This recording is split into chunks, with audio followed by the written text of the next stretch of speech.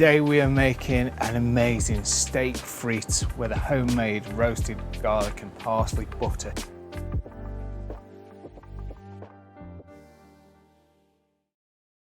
So to go with this steak frite, or steak and chips, I wanted to make a roasted garlic and parsley butter, but quite awkwardly I don't have any butter. But what I do have is cream. So we're going to make some butter. If you've never made butter before, it's really easy. All you got to do is basically ruin cream and then you've got butter.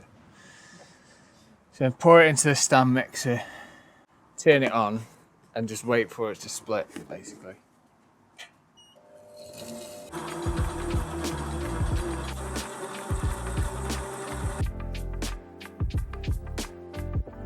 Okay, so that's separated now. And we have our butter. So what the process is now is to wash this, because we've separated the buttermilk from the solids, which gives us our butter. But we're not going to throw that buttermilk away. Join us next time to see what we do with the buttermilk. Just awkwardly fingering this butter out of it. Apologies, I can't imagine this is wonderful viewing.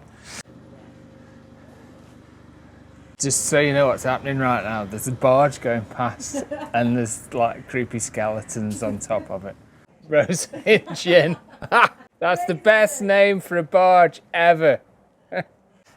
So, wouldn't be an episode of HomeMade if we didn't have our very large jug. We need to wash this butter, because what you're doing by separating the solids from the buttermilk is preserving it. Essentially, this is a really good thing to do if you're at a supermarket or whatever and they've got cream that's like on the bargain shelf or whatever you call it. You can rescue it and rehome it and make butter out of it. It's a cheap way of making your own butter because butter is expensive, right? Okay, so I'm going to squeeze out as much of the liquid as we can. Ever seen people making butter and slapping it with like a wooden stick, spatula, whatever? That's what they're doing, trying to get rid of all the remaining moisture. I don't have a butter slapper, so I'm just gonna like squeeze it a bit. Cool, so we're gonna flavour that. I'll put it to one side and we'll sort that out in a bit. So we're gonna roast some garlic to put through that butter. We just want that sort of real mild hum of garlic. Is that a thing? Hum of garlic? So to do that, I'm just gonna take the tops off and wrap that up in some foil. A little drizzle of oil and a little pinch of salt. Just literally wrap that up, chuck it in an oven until it's nice and tender. Probably take 45 minutes to an hour at 180 Celsius. Okay, so it's been an hour and we've got our roasted garlic. I'm just going to squeeze that into the butter. This butter is of course not salted yet. Something to consider when you make butter rather than buy it. Roger? That's never a dog's name.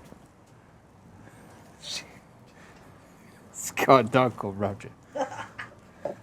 We always, me and a mate of mine, Rob, always used to joke about what's the most normal name you could give a dog. Like it just sounds weird. Alan. Like, yeah, Alan. Like an Alan. Like, yeah. Like just a little Yorkshire Terrier called Alan. So salt, because salty butter is nice butter. Plenty of parsley goes in. So mix that all through, and then you can wrap this up, put it in your freezer. It'll last for months. There we have it, our homemade garlic and parsley butter. So for our fries, I'm going to cut those into, I'm not going to bother peeling them, looking for a nice thin baton. And then we're going to give those a rinse in cold water, remove some of the exterior starch.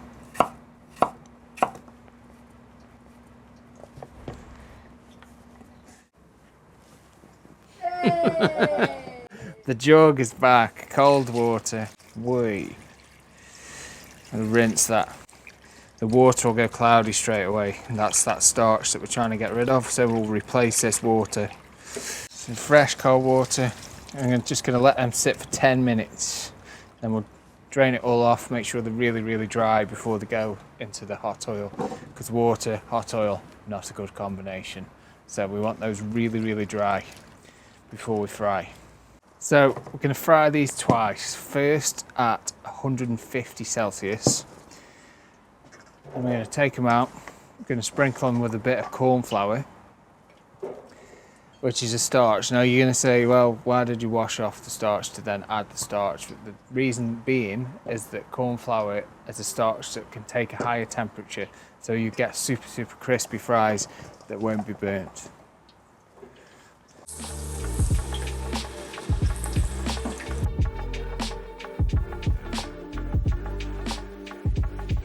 Three minutes, those are ready to come out. Just going to let the excess oil drip off for a second there.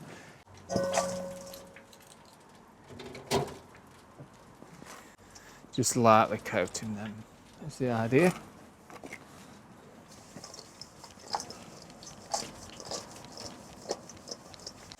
Okay, we'll set those to one side. So we've got a lovely piece of ribeye here with some nice marbling in there. And we're gonna, pan's nice and warm. This is come up to room temperature. So we don't want to cook a steak straight from the fridge. Nice even cooking all the way through. Got a sizzle on there. We're gonna build up a nice crust. See some of the salt.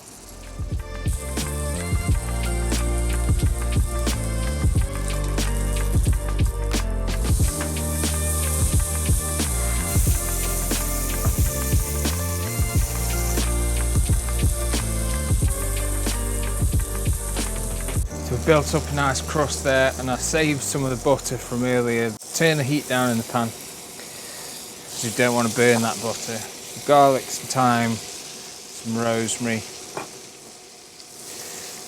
Just let that melt. This pan is metal utensil safe before anyone says, "Hey, is it a spoon in a pan?"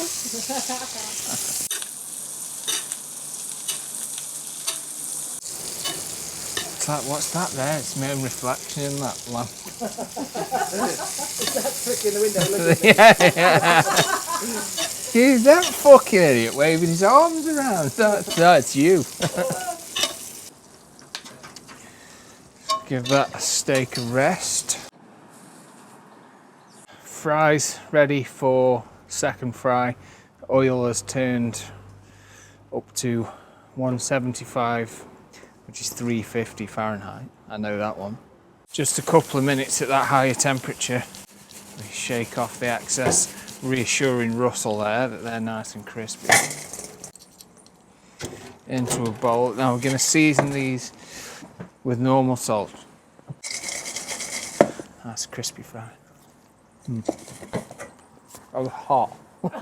Oh, very hot. Slice of a steak. So with the ribeye, you don't want it too rare. They're really, really delicious, but they're not delicious when they're raw.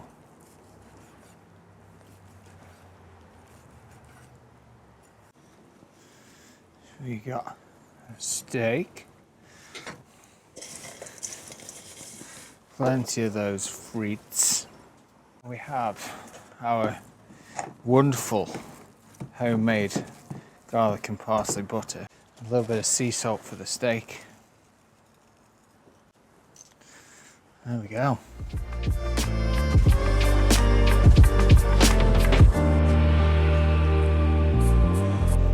Butter starting to melt over that steak.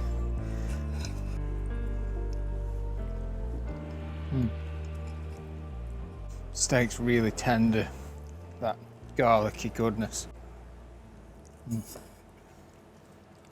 I'm chef as well.